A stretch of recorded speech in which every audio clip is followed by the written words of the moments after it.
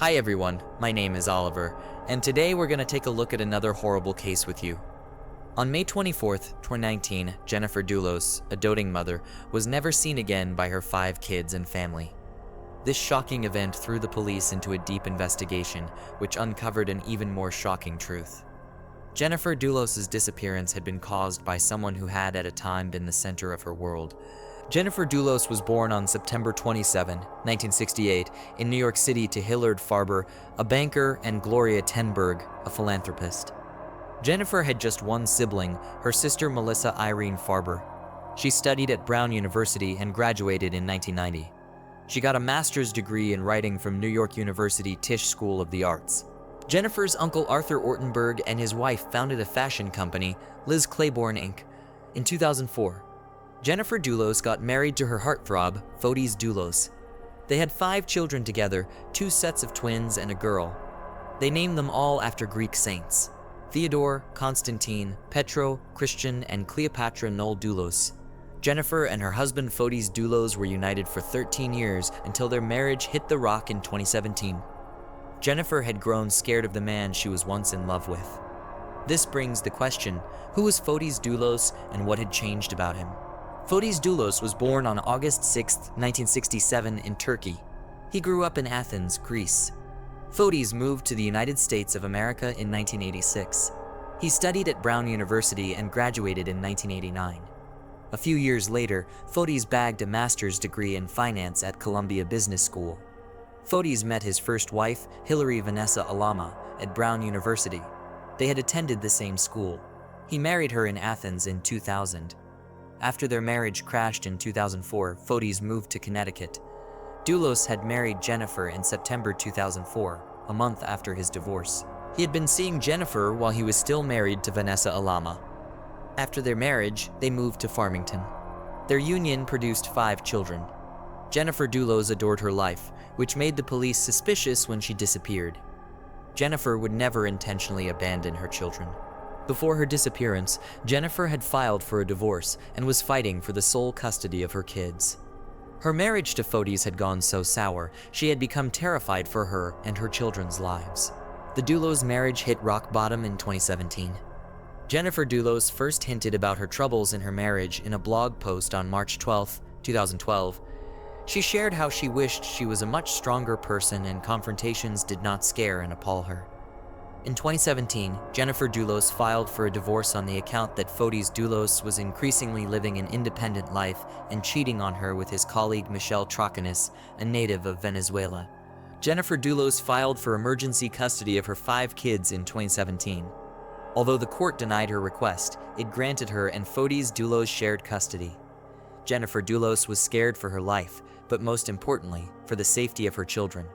She claimed that her husband Fotis Dulos exhibited irrational, unsafe, bullying, threatening, and controlling behavior. She shared one of the unfortunate experiences she had suffered at Fotis' hands on June 3, 2017. He had found out that she had planned activities for their children on a Saturday morning.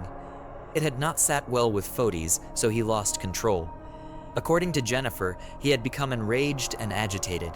She was terrified and tried to get away from him by rushing upstairs, but Fotis followed all the way up, and even after she locked the door and bolted it so that she was trapped inside, he kept verbally attacking her and physically intimidating her.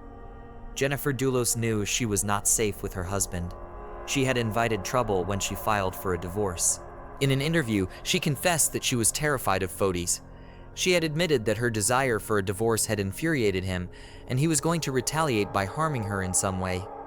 Jennifer Dulos claimed that in May 2017, when she filed for a divorce, Fotis had threatened to kidnap and harm their kids if she refused to agree with his terms in the divorce settlement. He had even bought a gun that year. In 2018, Jennifer requested the emergency sole custody of her kids. During the hearing process, the court discovered that Fotis had broken several court orders. Jennifer was given full physical custody of her children, while both parents shared legal custody of the kids. Fotis was granted supervised visits and monitored phone calls.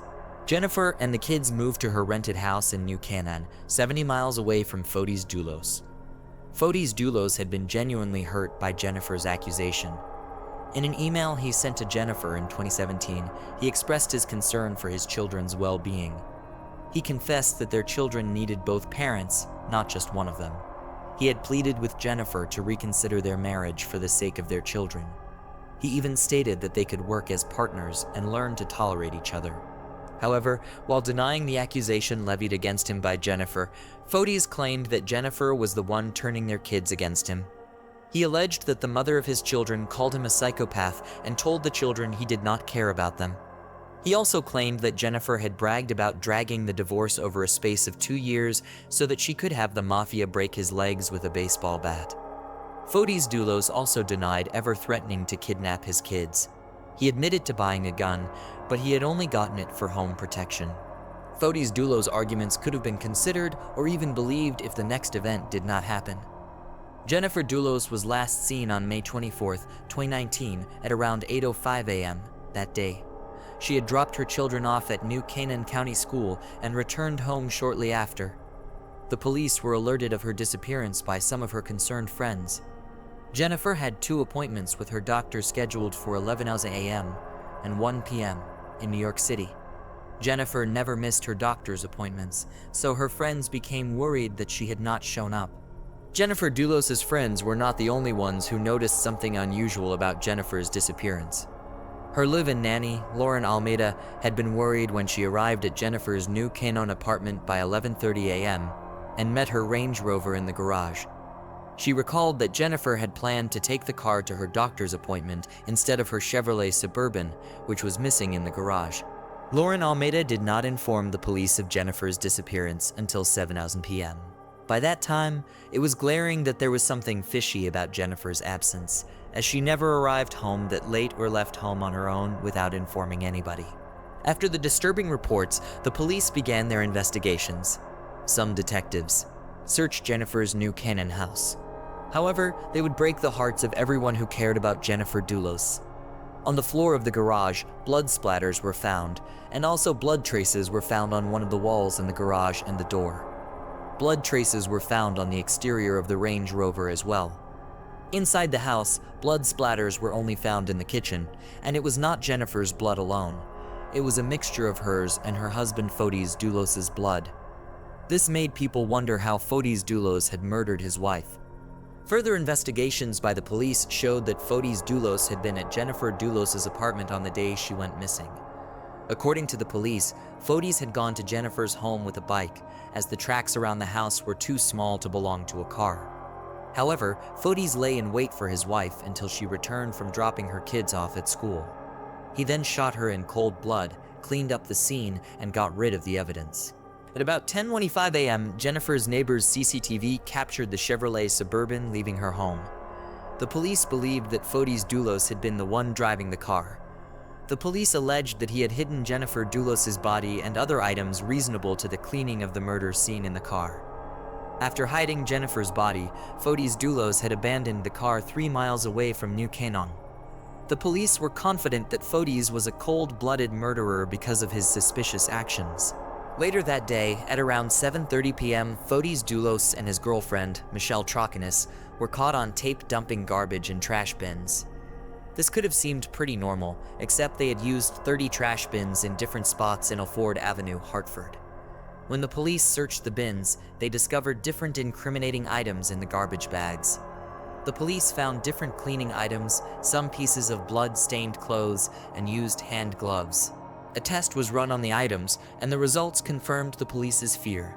The blood matched Jennifer Dulos, while Fotis' DNA was found inside one of the gloves found and on one of the trash bins.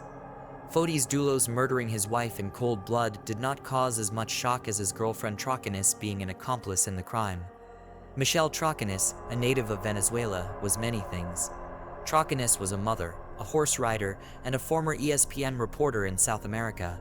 But what no one would ever expect her to be was a cold-blooded criminal.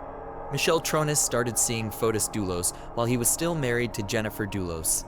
Her affair with Fotis contributed to the breakdown of his marriage. After Jennifer went missing, the police brought Troconis in for questioning. When asked where she was on the day Jennifer disappeared, she claimed that she had lunch with Fotis Dulos that afternoon. She also claimed that she and Dulos had gone to one of his properties to clean it up in preparation for a meeting with a client. The police believed that they had been cleaning up Jennifer Dulos' body. The police investigation led them to more videotapes showing Michelle Tronis in a more compromising situation. These tapes led them to find out exactly how Fotis Dulos had committed such a horrific act. Fotis Dulos had carefully planned out his moves, and the police believed he had not done so alone. On May 24, 2019, Fotis drove a Tacoma truck owned by his employee without permission to New Canaan, Connecticut. In a video captured by a school bus at 7:05 a.m., the Tacoma truck was speeding on the highway towards Waveney Park in New Canaan, the place where Jennifer's Chevrolet Suburban would later be found. The police confirmed that a bicycle tire had been found in the boot of the truck. This affirmed the police's speculation that Fotis Dulos had cycled the 3 miles from Waveney Park to Jennifer's apartment in New Canaan. The police believed that Fotis had arrived there earlier before Jennifer. He had attacked in the garage just as she got back.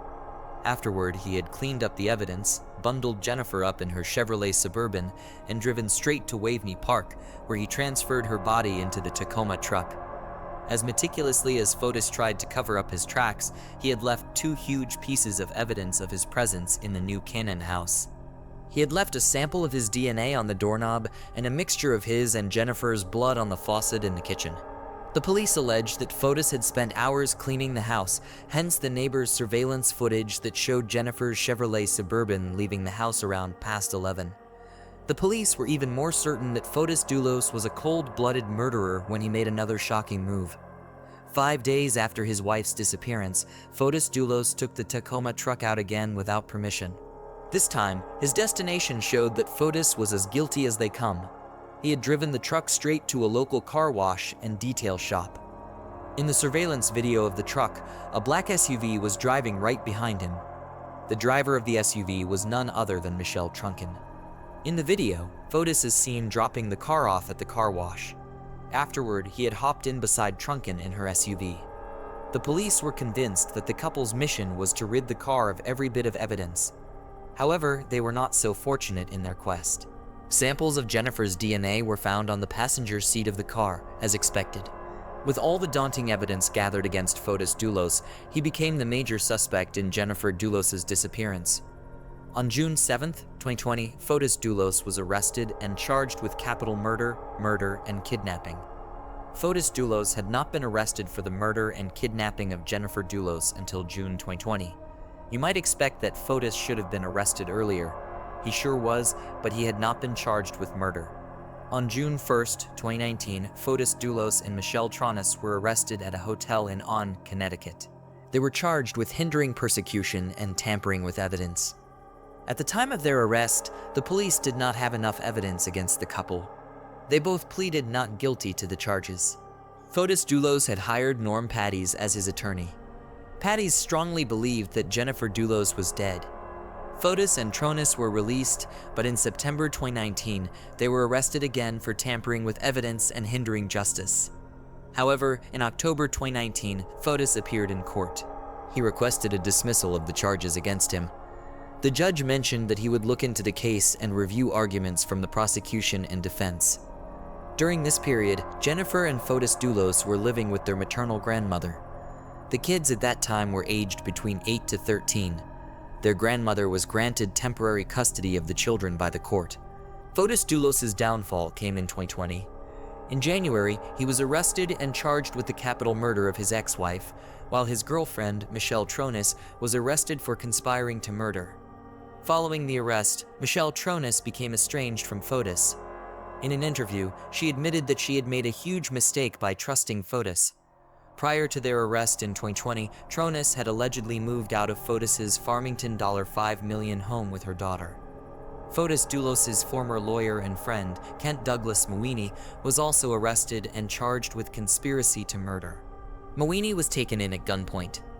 The police believed that he had helped Fotis and Tronis create an alibi on the morning of Jennifer's disappearance. Also during that period, Douglas Mawini had been accused of spousal rape by his wife. Mawini became separated from his wife, and things got worse after he was arrested in connection to Jennifer Dulos' murder. His wife felt her life was in danger. His wife told the South Windsor Police Department that her husband was planning to kill her with the help of his friend, Fotis Dulos. During their investigations, the police discovered that Douglas Mawini was a member of the East Granby Gun Club. A group of local hunters informed the police that they had seen a human grave on a property associated with the club. The police went ahead to search the property in question and indeed found something very suspicious. A shallow grave was found on the secluded property. In the grave, the police found 2 bags of lime and a blue tarp. There was no body found in the grave, but the police believed that it could have been removed. The grave had been discovered with the help of a canine. In August 2019, it was unfortunate that despite the arrests, Jennifer's body was not found. Her family was devastated. Despite the fact that their daughter was about to get justice, in an interview, the family's spokesman confessed that the arrest of the suspects did not give them any sense of closure. He admitted that the incarceration of Jennifer's murderer could never bring her back, so the ache in their hearts could never go away. Fotis Dulos' bond was set at $6 million on January 8, 2020. He was released the next day on bail, but he had to return to court on February 8, 2020. Michelle Tronis was released on bail as well, while Douglas Mawini's bond was set at $2 million. However, it was reduced to over $200,000. He was released on bail on October 19, 2020. Fotis Dulos' fear after his cruel actions caught up with him led to an unfortunate event on January 28, 2020. Fotis failed to appear in court for an emergency hearing. The judge gave an order for him to be brought to court. On getting to his Farmington home, the police found Fotis in his car unconscious. Fotis apparently could not face the consequences of his actions, so he tried to take his own life. Fotis had poisoned himself with carbon monoxide.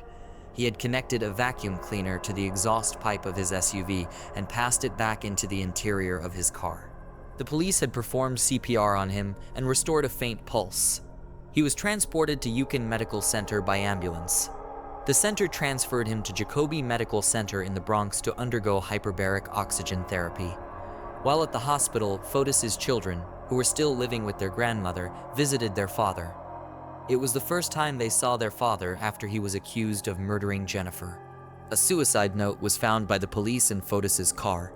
He had written that he was not ready to spend an hour in jail over something he knew nothing about. On January 30th, 2020, Fotis was confirmed dead by the Jacobi Medical Center. After Fotis' death, the police report released showed that Fotis' last girlfriend, Anna Curry, claimed that she had been with him on the day of his emergency hearing. She told the police that she and Fotis had planned to drive to the court together. However, Fotis told her he would prefer that they go separately. Curry admitted that she had been terrified when Fotis' attorney had called her to ask why Fotis was not in court. She had been driving at the time, and she had told him that Fotis should have been in court, to which the attorney replied that Fotis' GPS tracker showed that he was still in his Farmington home.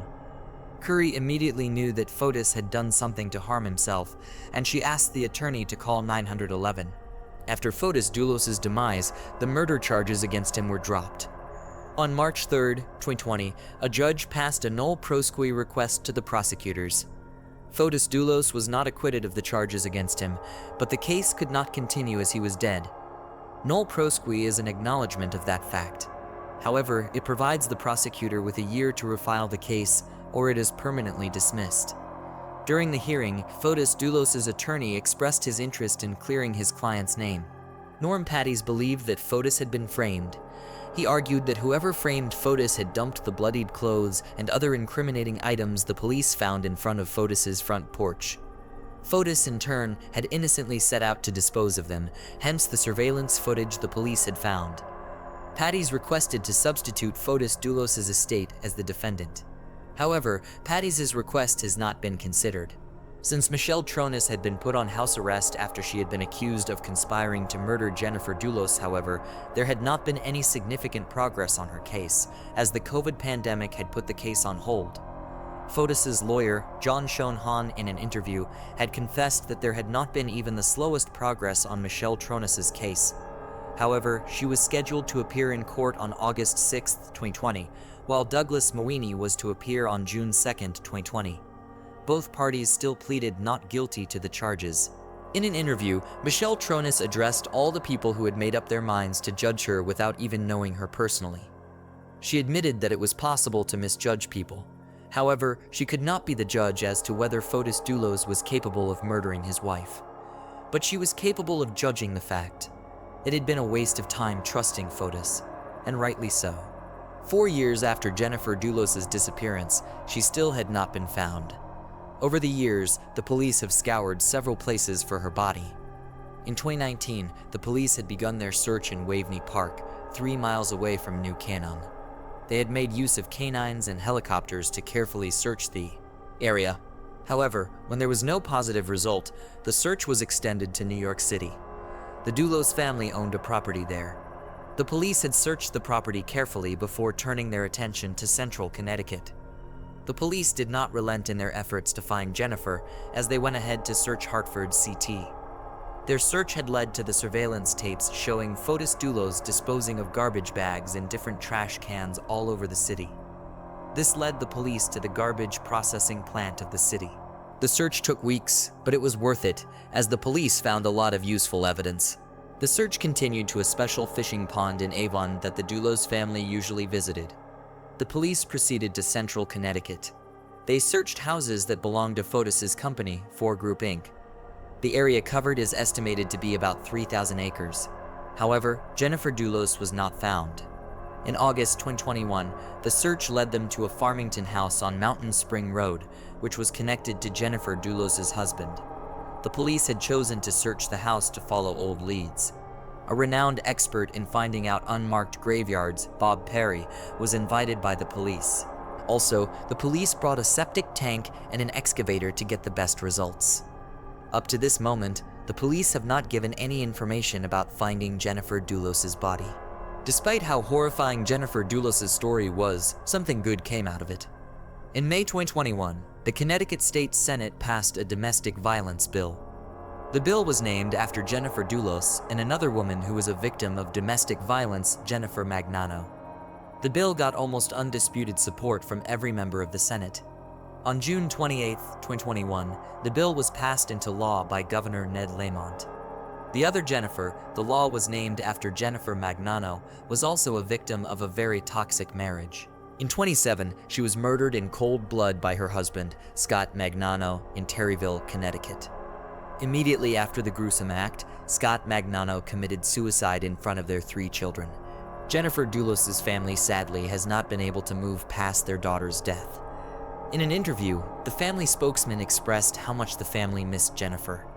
He shared that Jennifer's wonderful personality and bright demeanor made even people who never knew her personally hurt by her disappearance. Hi everyone, my name is Mark, and today we're going to take a look at another horrible case with you. Lauren Hugelmere first met Matt Phelps when they were in middle school. Although they were not particularly close friends at the time, years later, when both Lauren and Matt were 26 years old, something unexpected happened. Matt, who had not spoken to Lauren in a long time, reached out to her on Instagram, curious about the unexpected request. Lauren accepted Matt's request and started following him back. Intrigued, Matt decided to take a closer look at Lauren's Instagram page. As he scrolled through her posts, he found himself liking each one. Something about Lauren intrigued him, and he couldn't help but be drawn to her. As time passed, Lauren and Matt continued to text and talk on the phone daily. They discovered they had a lot in common, particularly their love for Harry Potter, Star Wars, and other geeky things. Their conversations were filled with laughter and shared interests, and their friendship quickly blossomed into something deeper. What made Matt particularly appealing to Lauren was his dedication to his faith. Lauren had grown up in a Christian household, and God was very important to her. She loved that Matt felt the same way, and she found solace in their shared beliefs and values. To the outside world, Lauren and Matt appeared to be a couple deeply in love with one another. Their relationship seemed filled with joy and happiness, leaving those around them to believe they had found their soulmates. It was only a matter of time before Matt decided to pop the question to Lauren. Dale, Lauren's father, was deeply protective of his daughter. He had always been concerned about her well-being and safety, and the thought of her getting married to someone he barely knew filled him with concern. After Lauren and Matt became engaged, their loved ones threw an engagement party to celebrate their exciting news. Lauren was thrilled and dressed to the nines in a stunning white dress. However, things at the party took an unexpected turn when Matt's mother arrived dressed in white, an apparent act of disrespect towards Lauren. It was evident to everyone that Matt's mother was not pleased with her son's decision to marry Lauren. Unable to contain her frustration and disappointment, Lauren approached Matt after the engagement party to confront him about his mother's behavior. However, Matt dismissed her concerns, stating that he had grown up with his grandparents rather than his parents. Matt went on to say that he did not have the best relationship with his mother, and that what she thought did not matter to him. After becoming engaged, Lauren and Matt made the decision to relocate to Raleigh, North Carolina in 2016. Despite the change of location, they remained committed to their Christian values and continued to live a life guided by their faith. Matt was employed at an in-home care company. His hard work and commitment were recognized, and he was named Employee of the Month. Lauren was incredibly proud of her husband's dedication and hard work. However, Lauren's contributions were just as significant. She worked diligently to support their life together, often taking up to 4 jobs simultaneously. In addition to her full-time job at a Fortune 500 company, Lauren found ways to contribute further to their financial stability. One of her side hustles involved babysitting. Additionally, she worked in the church nursery, taking care of children while their parents attended services. Furthermore, Lauren had a side business selling candles. Her entrepreneurial spirit led her to explore various opportunities, and she was determined to succeed in whatever endeavor she pursued. The idea of owning her own business held a particular allure for her, as it offered the potential for financial freedom and the opportunity to create something meaningful. Every Tuesday night, Lauren and Matt would make the trip to her parents' house for game night. It was a weekly event that they both looked forward to. Matt would always show up on time, eager to spend quality time with Lauren's family. He seemed to enjoy the opportunity to bond and connect with them. In November 2016, Lauren and Matt celebrated their love in a wedding ceremony in Wake Forest, North Carolina. Their special day was filled with joy, laughter, and a touch of their shared passion for nerdy things. One of the cutest touches that made the wedding memorable was incorporating some nerdy stuff. Lauren and Matt loved it. The groomsmen dressed in dapper suits, each holding their lightsabers, transforming the wedding into a Star Wars-themed celebration. Shortly after Matt and Lauren married, cracks started to appear in their relationship. One of the main issues was Matt's discomfort with Lauren's close friendship with a male friend from church. Matt suspected this friend had feelings for Lauren and was concerned that their friendship was too close. Lauren, however, tried to reassure Matt that she felt nothing for this man and was committed to her marriage. Matt's trust issues were rooted in his past experiences with his first marriage. He revealed that his previous spouse cheated on him while she was on a mission trip. When she finally returned home, she informed him that she never loved him and was leaving him. The betrayal and abandonment left Matt deeply wounded and struggling for a long time. According to Matt, the impact of his first marriage was profound, and he described feeling messed up emotionally for a long time. As Lauren and Matt's marriage progressed, Matt seemed increasingly unhappy. His demeanor changed from being upbeat and content to a darker and more depressed state. He seemed stuck in a dark place, and it was evident that something was weighing heavily on him. Around this time, Matt's attitude towards his faith became increasingly distant. He seemed unhappy and disengaged from attending church services with his wife. This decision was a significant blow for Lauren, as her faith was paramount to her. She felt that her husband's unwillingness to share this aspect of her life with her was like a slap in the face. Lauren couldn't help but notice that Matt seemed to disregard whatever she cherished entirely. It was as if his love and appreciation had faded away, leaving a growing void in their relationship. Lauren longed for a deeper connection with her husband built on shared values and interests, but Matt seemed disinterested. Matt started displaying signs of laziness that greatly irritated Lauren, who was working multiple jobs to support them. His pattern of finding a job, working there for a few weeks, and then abruptly quitting became a recurring issue that caused Lauren immense frustration. What particularly upset her was that Matt was spending their money at an alarming rate, leaving her struggling to earn it back. Lauren and Matt's friends and family members tried to pull him out of his depression, but their efforts seemed to fall on deaf ears. Instead of seeking help or engaging in meaningful activities, Matt would spend countless hours in front of the TV, engrossed in playing video games. This behavior affected their financial stability and strained their relationship. Lauren found herself in need of support due to Matt's unusual behavior and took action by contacting her mother and sister. Lauren opened up to them, sharing how exhausted she was working 4 jobs and how disheartening it was to come home from a long day and face a messy house, laundry waiting to be done, and food that needed to be prepared. Throughout, Matt seemed to prioritize playing video games and spending their money, leaving Lauren feeling neglected and overwhelmed. Despite the increasing distance between them and the strange behavior exhibited by Matt, Lauren remained committed to her marriage and was determined to make it work. Her dedication to their marriage was evident in her unwavering decision to stay by Matt, despite the challenges they faced as a couple. She remained steadfast in her belief that their marriage was worth saving. Around the time when Lauren and Matt hit their 4-month wedding anniversary, their relationship was as strained as ever. One significant change that raised concerns was Matt's absence from Tuesday night game night at Lauren's family house. This decision hurt Lauren and her family and seemed intentional as they saw it as a deliberate disrespect towards them. Lauren was feeling distant from Matt and knew that something needed to change. Lauren had tried to communicate her feelings and concerns, but it seemed Matt wasn't listening or didn't care. She was concerned, learned that their marriage was drifting apart, and she didn't want to lose the love they once had. At that time, Lauren was desperate to save her marriage with Matt and was willing to do anything to make it work. So when Matt proposed that he and Lauren go on a road trip to Bowling Green, Kentucky, where his family lived, Lauren agreed. She thought getting away with Matt could benefit their strained relationship and hopefully get things back to how they used to be. When Lauren and Matt arrived in Bowling Green, Kentucky, they were met with a surprise. They decided to embark on a trip with Matt's mother, her husband, and his parents. However, things didn't turn out as expected.